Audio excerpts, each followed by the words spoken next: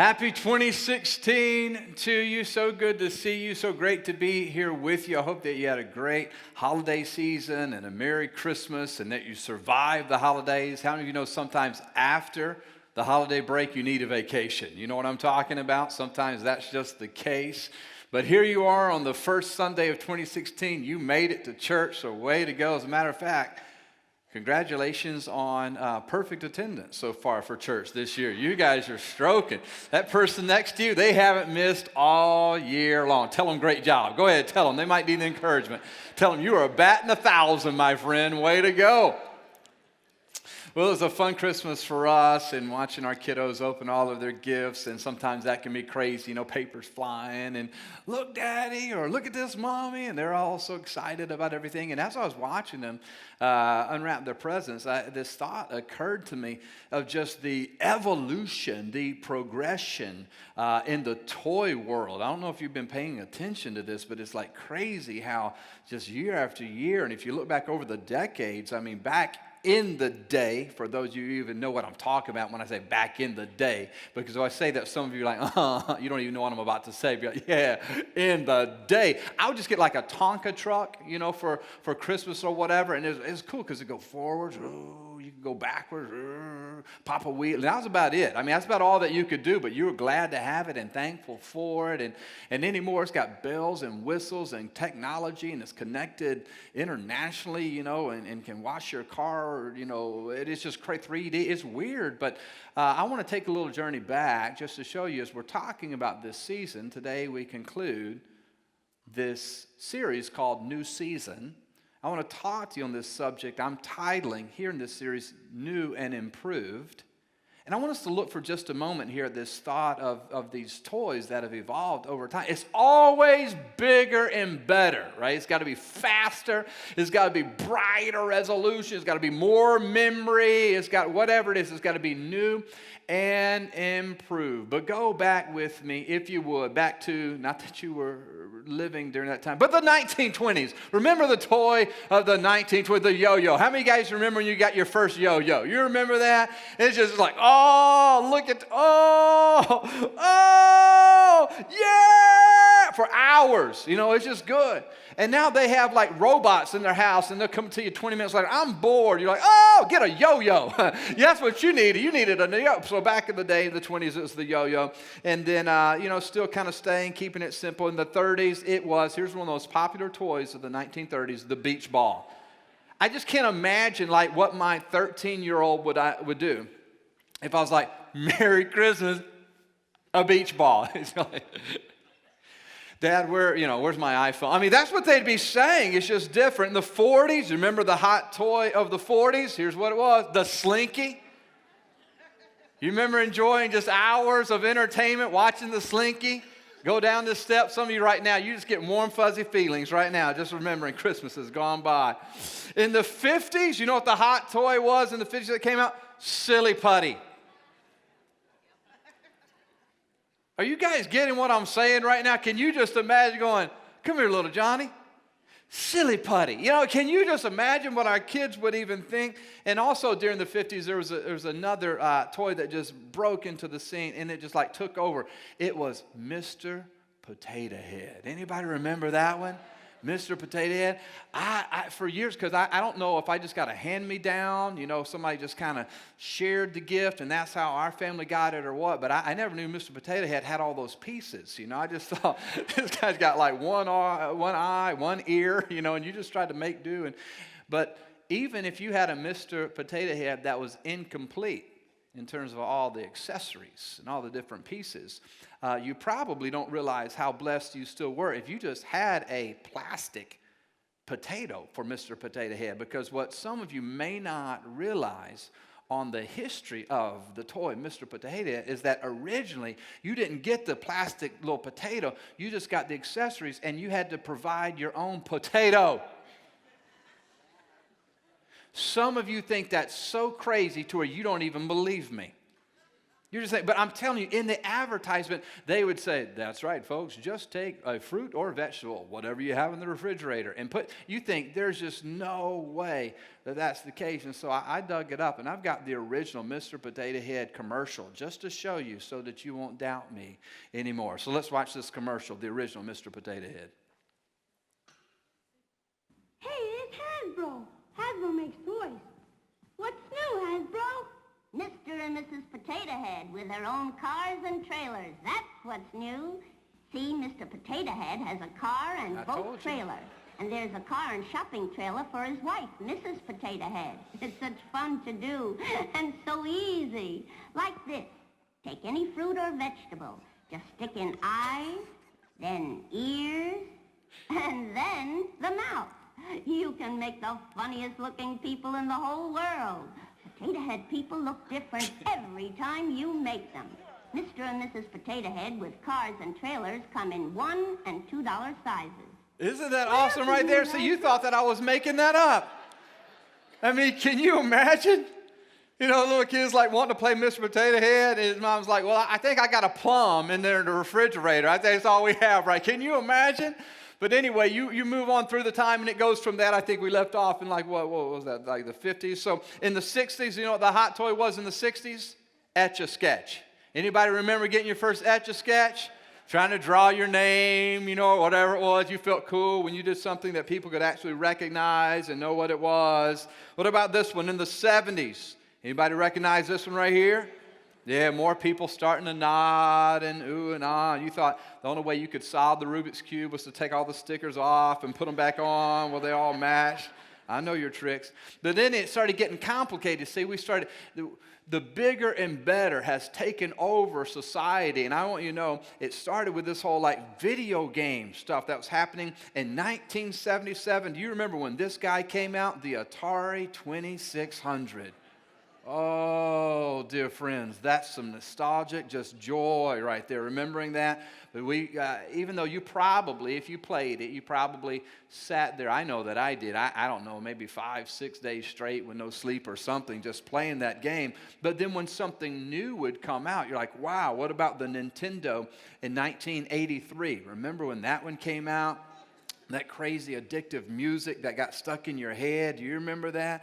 And then in 1996, the Nintendo 64, so more games and better graphics and whatnot. And then in 2000, it was the PlayStation 2 came out, and again, it was new and improved. It was bigger and better than the Xbox 2001. Now, some of you, the younger crowd in here, you're just going, what was all that stuff you guys were talking about? You're just now dialing in, so welcome to the service. But anyway, 2006, the Nintendo Wii, and you're like, hasn't that been around as long as like the caveman? Nope, just came out in 2006. And then 2015, the most recent one, the PlayStation 4. So I was looking up just some of the features because I'm way behind in terms of thankfully, because I have 5 girls and 1 little boy. The girls aren't into video because I haven't had to jump on this wagon yet, so we're okay still, you know, baby dolls and things like that. But I did a little research, just like, what do these games do now? And it's crazy.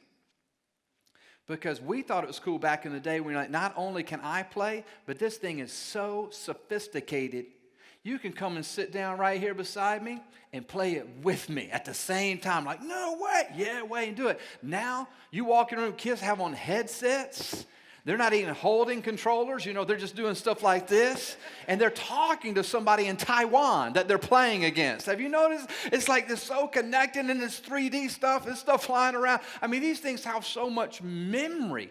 I mean, they can store more information than like large computers that used to fill rooms back when I was a kid. I mean, it's crazy what all these things can do. And so 3D graphics, you know, faster speeds and like all this memory, terabyte storage, and these things will wash your car, feed your kids, educate them, you know, or uneducate them. It's crazy. It's new and it's improved. But it doesn't just stay in the world of the toys. I mean, you walk through any like Walmart or grocery store, something like that. Our marketplace is like obsessed with new and improved. Like everything's new. I'm just wondering when somebody's going to put out something that says old and hadn't changed a bit. I'm waiting to see something like that and how the people would even respond. But new and improved. Detergent, new and improved. Better than yesterday. This is new and improved.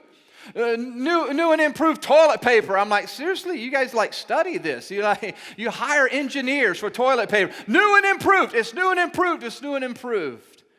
There are things that naturally just happen in the course of life with like seasons and the ending of a year and the start of a new year, that everything around us is screaming, this is going to be a new year with new stuff, with bigger and better things, a newer model car, or a newer model phone or whatever it would be.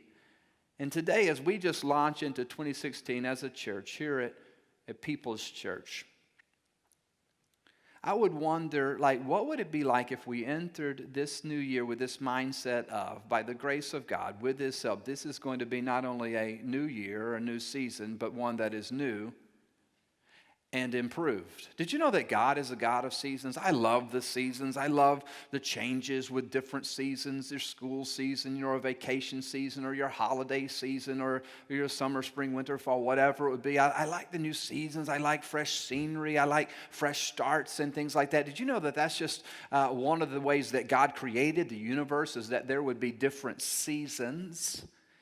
And yet, you also have to understand about our God that in every season, somebody say every season. Come on, shout it and say every season.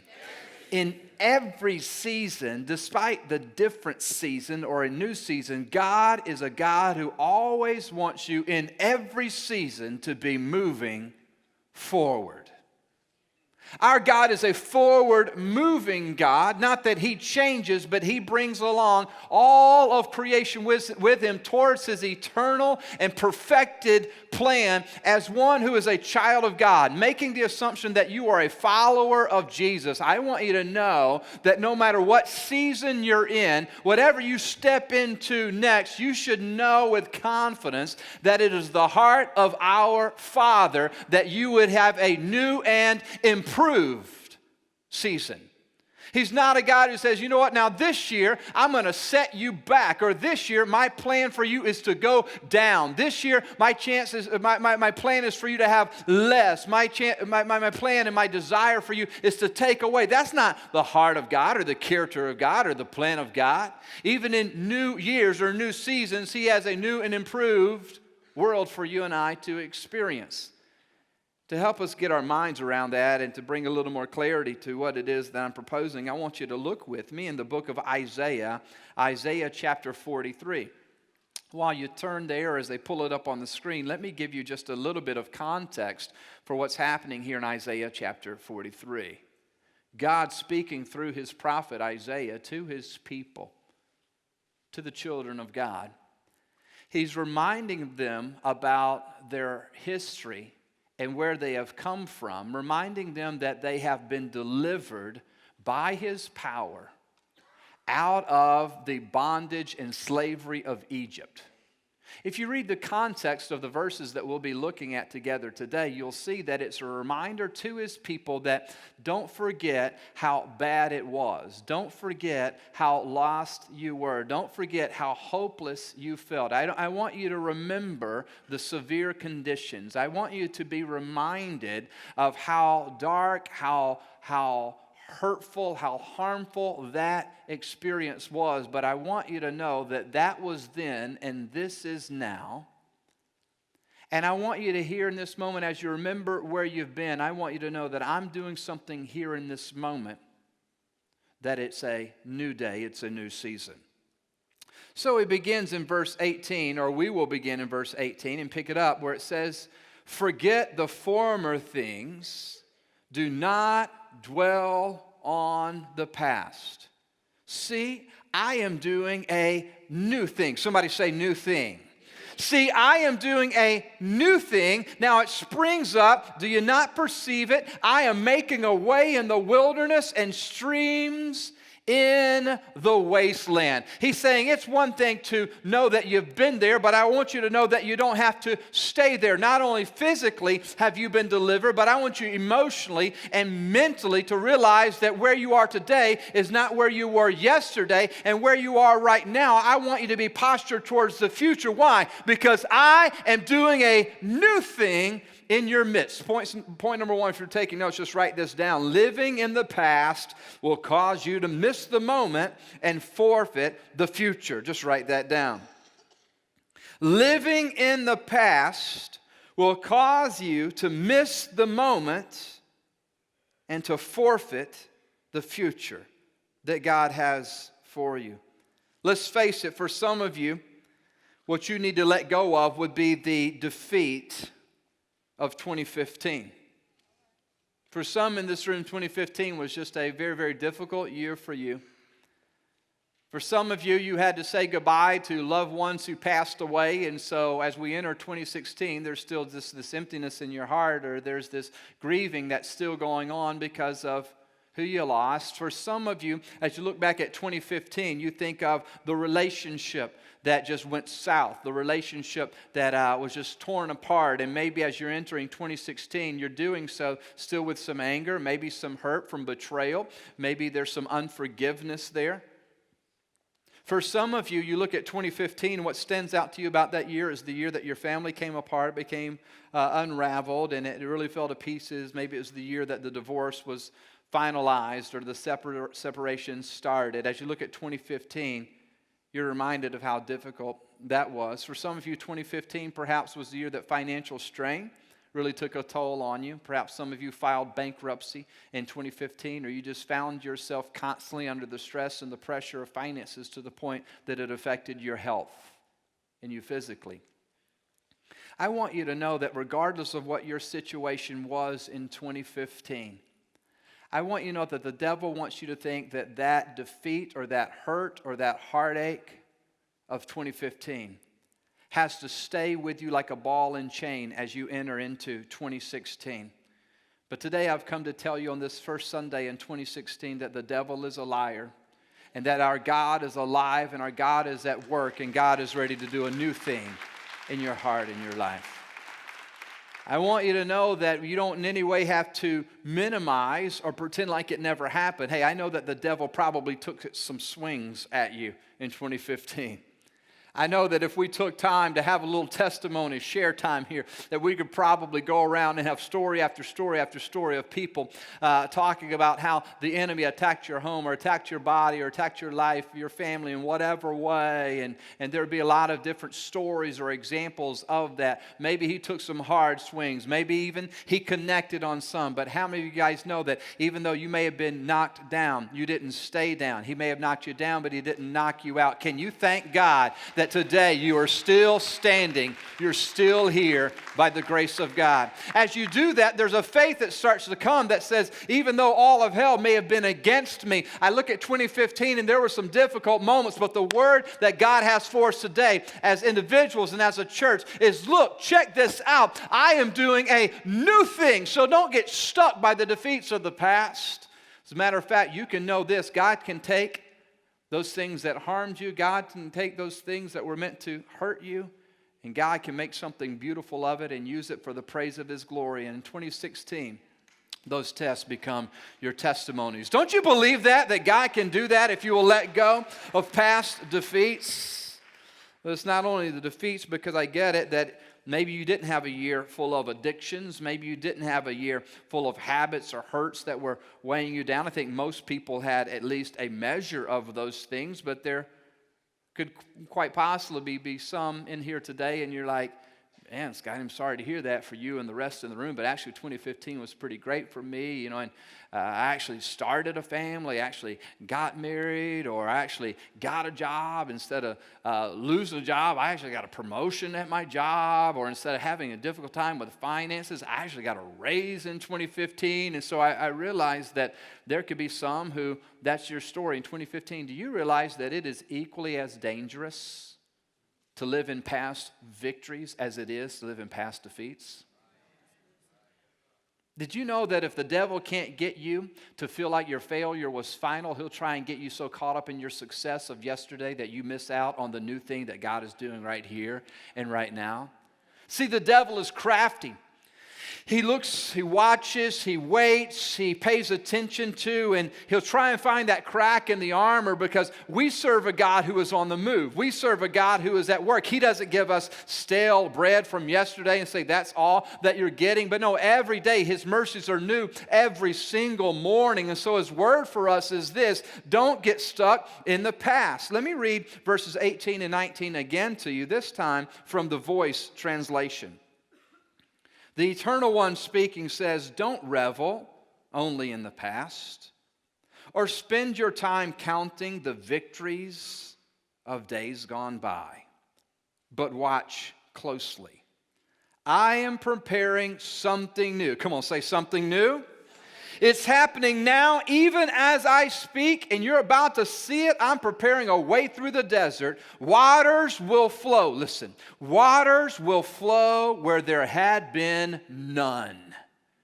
He's saying even if you had some breakthrough moments in 2015, you need to know as we enter this next year, I have waters that are about to flow. I have fruit that's about to be birthed. I have blessing that's about to be poured out. They are new to you. They are new and improved because that's the kind of God that we serve. It's stuff that you've never experienced. It's lessons you've never learned. It's mountains you've never climbed, but He has it for you if you'll just dare to believe that God is doing a new thing. Somebody say, new thing.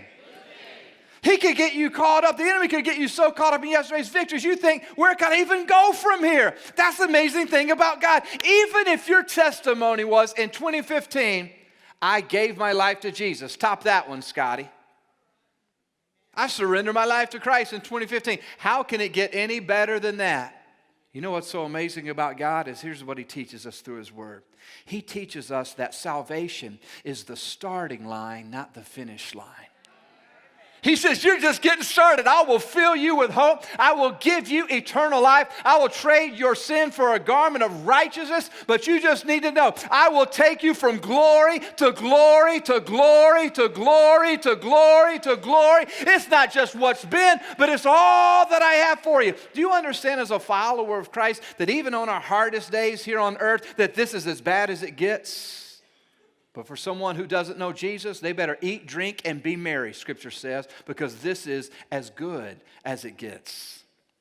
For a follower of Jesus, when you have the hope of eternity in your heart, I know 2016 will have challenges, but you know what I know? Even when I'm winning, even when things are going great, I know in my heart that as a follower of Jesus, the best is yet to come. I'm headed for a city. I'm looking forward to a place. I'm on my journey to heaven where there's no more sickness, no more pain, no more heartache, no more disease, but I will be in His presence and enjoy Him for all of eternity. That's what it means to serve the limitless God. I know for some of you, it's hard to even imagine, like, well, if something's good, I mean, are you talking like good to great? Is this a little theme? Is this a little motto here? Let me give you this analogy from the sports world. Even if you're not a diehard sports fan, if you're just marginally paying attention to sports right now, you've probably heard the name of Steph Curry. Anybody ever heard of Stephen Curry? You know that, I mean, I know that we're in Thunder Country, and I know that we're all Thunder fans, all right? And I get that, but you got to respect Stephen Curry and the way that guy plays basketball. He is the reigning MVP for the NBA. Last year, as a matter of fact, not only did he get more votes than LeBron, than Kobe, or whoever you could mention, whoever it would be, he was elected as MVP because he was breaking all these scoring records and he was just dominating. He put on a show of shows. It was an incredible year. You know what's most fascinating to me about Steph Curry? Is not merely the fact that he's the current reigning MVP, but he's also being talked about right now by sports analysts as being, this season, a nominee, a strong candidate for the most improved player this year over last year. I don't know how it worked when you were growing up, but, you know, when they were passing out awards, you got the most valuable player, you know, you got the leading scorer, you got the whatever, and then most improved player was reserved for people like me. You know, it's like, hey, I know last year you didn't you didn't make very many shots. Well, you didn't make any shots actually last year, but this year you made 2. Let's give it up for most improved, Scotty Gibbons. I know what that feels like for the most improved. That makes sense to me. But when you say one year the guy is the MVP and the next year you go, you know what, who's improved more than anybody? I think probably the best guy. That's crazy. How does a guy play at that level? He's averaging more points at this point in the season compared to last season. He is ahead so much more so than any former NBA MVP in all of history. You talk LeBron, you talk Michael Jordan, you talk Larry Bird, Pistol Pete, Wilt Chamberlain. I don't know how far you have to go back, but I'm saying ALL all. Like, how is that guy doing that? You know why? Because he didn't back and say, I had a pretty good year last year. Did you guys read my stats from last year? Hey, let me tell you the story about how many three-pointers I made last year. And is this provoking you as a follower of Jesus just a little bit today? Just to stop long enough to think about if that can happen in the sports world where you can have a great year and still think there's something greater still? What about somebody who's following a God who spoke the world into existence? What about the one who tells the sun every day, go ahead, rise? What about the one who tells the ocean, that's far enough, stop right there and go back? How many of you think that God maybe, just maybe, in 2016, despite your defeats, despite your victories, he just might have the ability to say, if you will trust me, if you will look to me, I've got something planned out in 2016 that is new and improved if you'll just trust and obey. I think that he does. I'm convinced that he does. But then that begs the question, how can we experience what God has for us? Because just because he has it for us doesn't mean that we're going to experience it.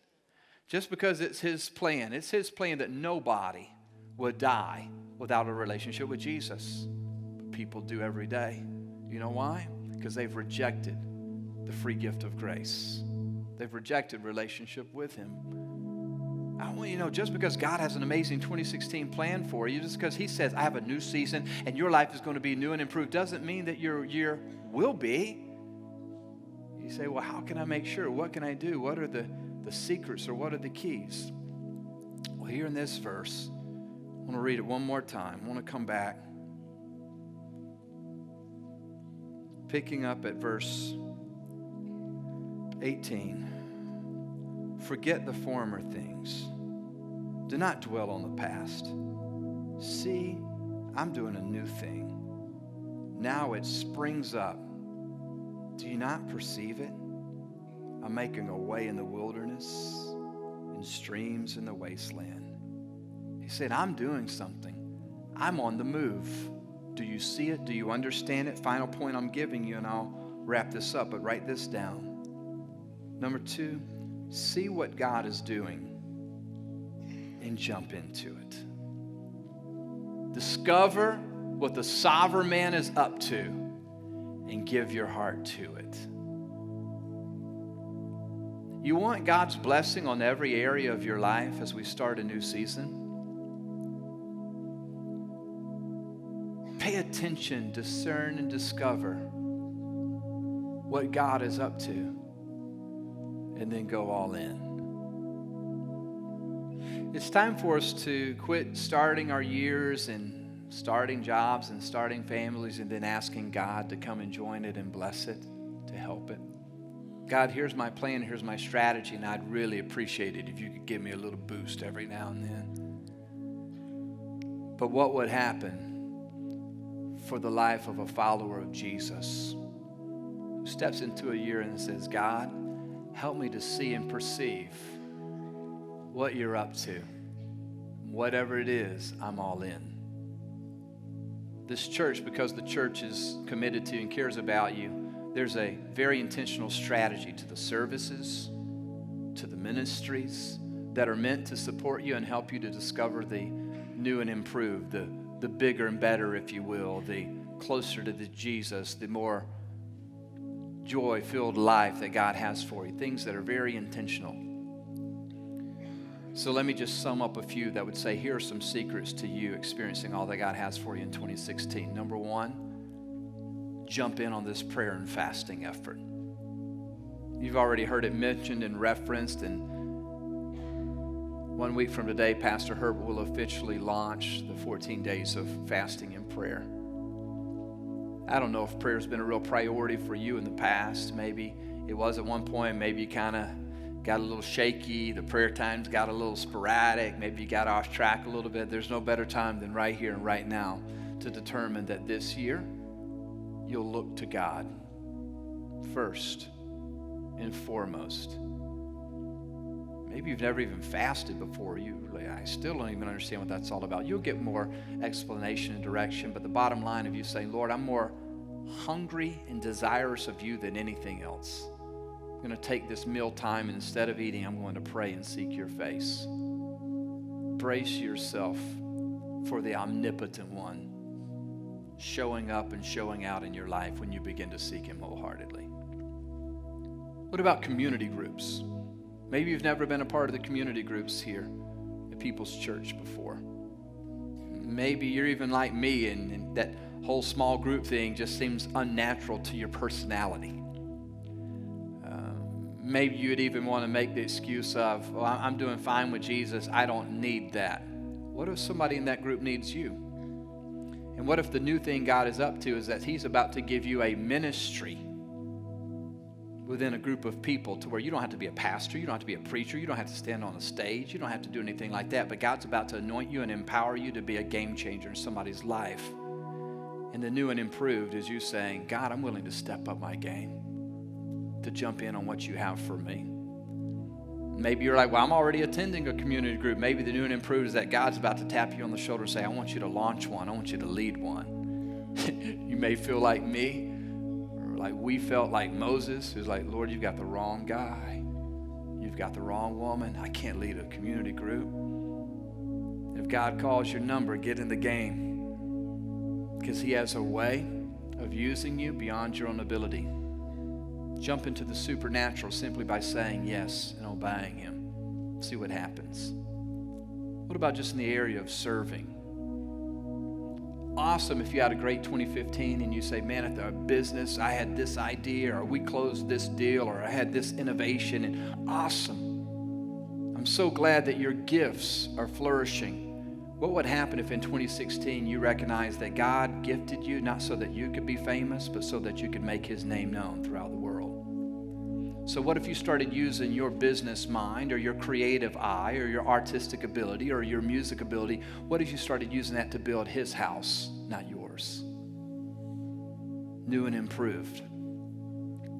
1 week from today, Pastor Herbert launches the Defining Moments series. He's going to be talking about the defining moment this coming Sunday of his life that changed his life. What if you said in 2016, I'm going to begin by saying, not only am I looking forward to heaven, but I'm going to be intentional about bringing somebody with me. So for the next 7 days, you begin to pray for and watch for a friend, a family member, someone that you just met in the grocery store that you would invite to People's Church next Sunday. And as a result, they surrender their heart to Christ. They go to heaven instead of hell. Why? Because you refused to say, yesterday, let's talk about back when, or I remember it. Instead, you said today, Lord, I know that you are on the move. You are doing your thing, and I want to be a part of it. And so 2016 was marked by you bringing people to Jesus.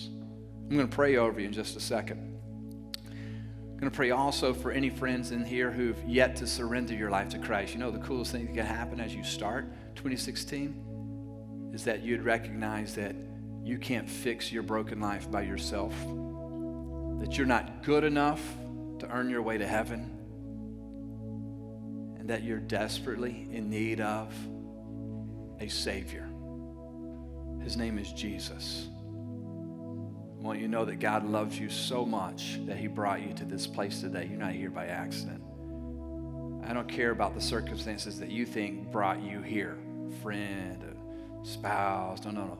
God brought you here because he wants this new thing started in your life. And I want you to know he's not calling you to turn over a new leaf. He's wanting to give you a brand new life. He's not wanting you to try harder to be nicer. He's wanting to so radically change you from the inside out to where the only way you could describe it is like you were born all over again and you had a fresh start. He wants to give that to you. And today, if you want your sins forgiven, if you want to make Jesus Lord of your life, if you want to go to heaven instead of hell, you are one heartfelt prayer away from experiencing that change.